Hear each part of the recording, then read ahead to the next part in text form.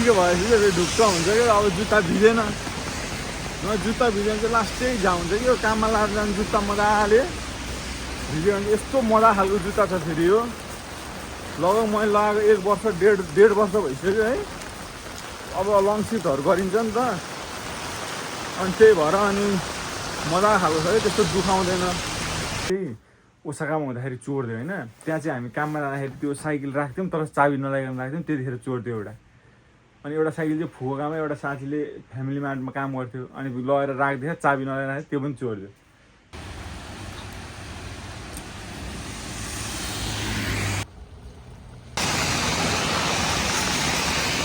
hello guys नमस्ते ल फेरि पनि स्वागत छ बाउसाइन्डी ब्लगमा के छ सन्चै हुनुहुन्छ सबैजना म चाहिँ अब टक्क बिहान काम सकेर निक्लेको छु अहिले लगभग 6:30 जति भयो होला बिहानको कस्तो आवाज आएको गाडीको रोडबाट हिँड्दाखेरि गाडीको आवाज आएन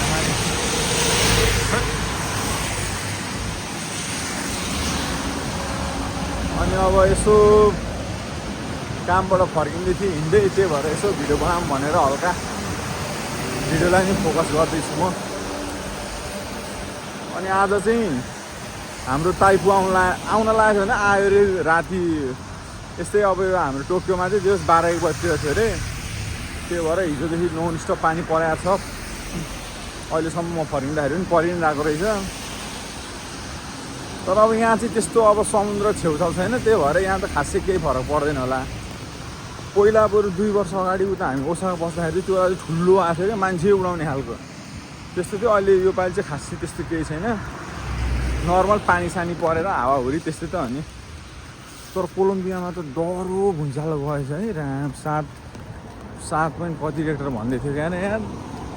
100 कतिजना मान्छे मरेछ अस्ति भर्खर फेरि कुमामोतोमा नि त्यस्तै जस लान्छ जस्तो छ अब लगभग हामीलाई यहाँ टोकियोमा नि छिटै लान्छ जस्तो छ अब अहिले चाहिँ अब पानी जोस् अलिक परिराखेको थियो अलिअलि सिमसिम मात्र छ अब भोलि चाहिँ म वहाँ जान्छु यार गाइज के अरे भिजा कौसिन गर्नुपर्ने छ मेरो भिजा अब सकिन लाग्यो भन्नाले अझै 2 महिना त बाँकी नै छ 2-2.5 महिना तर अब अहिले अब भिजा आउनको लागि पनि लास्टै टाइम लागिरहेको छ अरे क्या मान्छेहरूको 5 महिना 6 महिना 4 महिना है अनि त्यही भएर हामी पनि अब अगाडि नै एप्लाई गर्ने कि भनेर त्यही भएर अब डकुमेन्ट चाहिँ अब आज मैले जोस बनाइसकेको छु अब अहिले घर गएर चेक गर्छु आज चेक गरेर अब फोटोसोटो टालेर रेडी बनाएर अनि टक्क अब भोलि बिहानै कामबाट आउने बित्तिकै अनि टक्क के अरे भिजा चेन्ज गर्न जाने हो अब अहिले चाहिँ म रुम गएर सुत्ने फेरि उठेर त्यही काम त हो त्यो डकुमेन्टको कुराहरू त्यस्तै हो क्या अलिअलि सानो मिस्टेक कहाँ भइहाल्दो रहेछ क्या टक्क अब आफूले मजाले एचटिएमएलमा भएर राखेको हुन्छ होइन अनि अब निकालेर टक्क प्रिन्टमा हेर्दाखेरि चाहिँ मिस्टेक भइरहेको हुन्छ अब त्यही भएर अनि आज अहिले म गएर चेक गर्छु अनि त्यसपछि आज चाहिँ कम्प्लिट बनाएर भोलि चाहिँ बिहानै टक्क गइहाल्ने हो अनि त्यसको पनि भ्लग आउँछ है फेरि तर यो यसो अब यो किबिसी गर्दैछ होइन न्युखानमा अब जापानमा किबिसी हुँदैछ भनिसकेपछि हामीले पनि फर्स्टमा चाहिँ हाके नै लाउने भनेर सोचेको है 15 मान रे 19 मान रे त्यस्तो रे के भिजा कौसिन मात्र गरेको अनि यस्तो मौकाको फाइदा उठाइराखन् सबैजनाले अनि त्योभन्दा बरु आफै गर्ने लाग्छ नलाग्ने महिनाकै स्यालेरी अनि यहाँ अब आउनु भिजा आउने 1 वर्षको जम्मा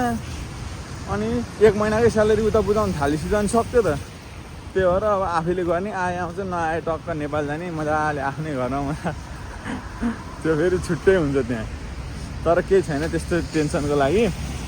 मजाले अब भिजा भरिन्छ आउँछ मजाले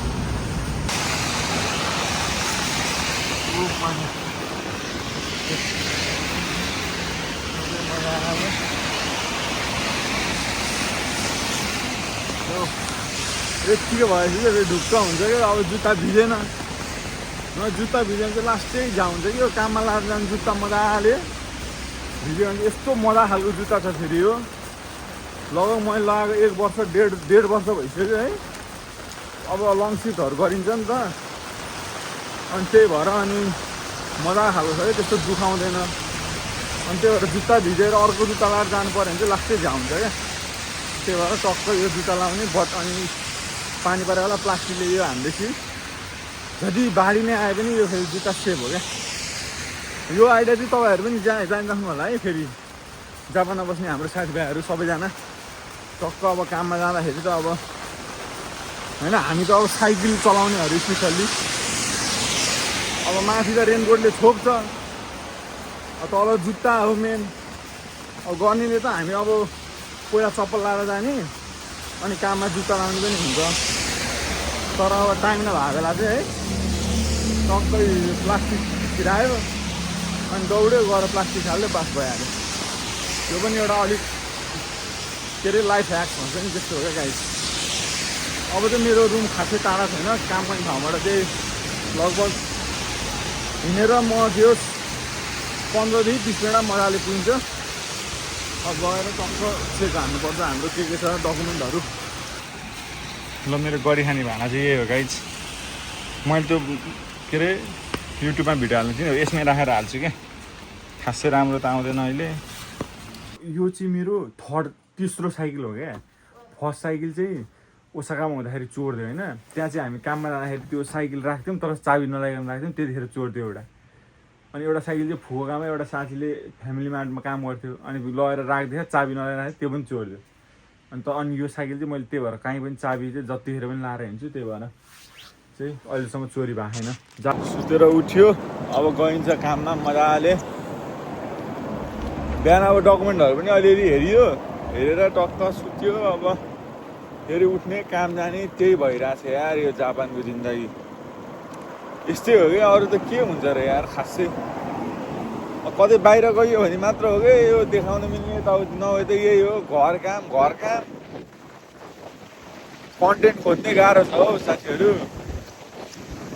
अनि त्यही भएर यसो साइकलमा टक्क दौडेको बनायो हिँडे बनायो यसै गरी चलिरहेछ हाम्रो जिन्दगी भनौँ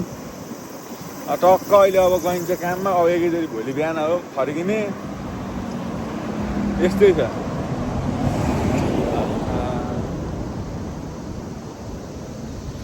डकुमेन्टमा चाहिँ फेरि एउटा प्रब्लम भएछ क्या त्यो उर्मिलाको खाइसा चेन्ज भएको थियो अनि त्यही भएर खाइसा चेन्ज भएको पेपर चाहिँ अस्ति लिएर हामी खास गरी पहिला हप्ता जाने भनेको थियौँ त्यो बेला चाहिँ अनि फेरि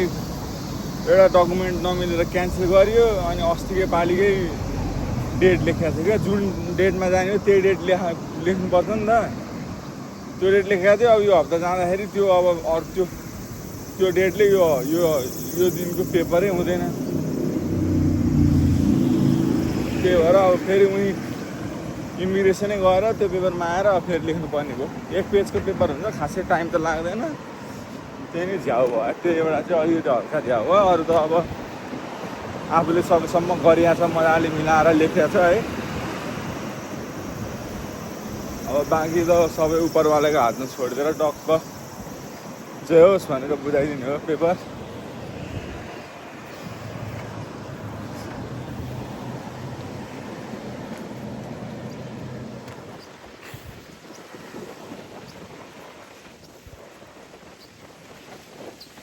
यो काम त एकदमै नजिकै छ साइकलमा दियोस् 6-7 मिनटै पुग्छु म त्यही भएर म अब पुग्न पनि लागिसकेँ गाइज है त्यही बच्चा यहाँ बाटोमा खेलेर बसेर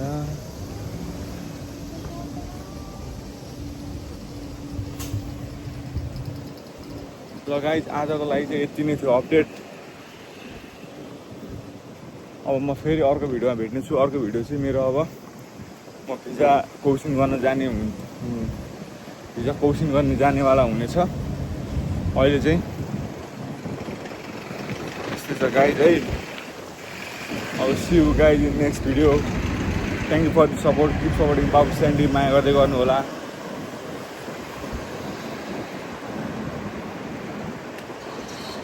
बाई बाई जय नेपाल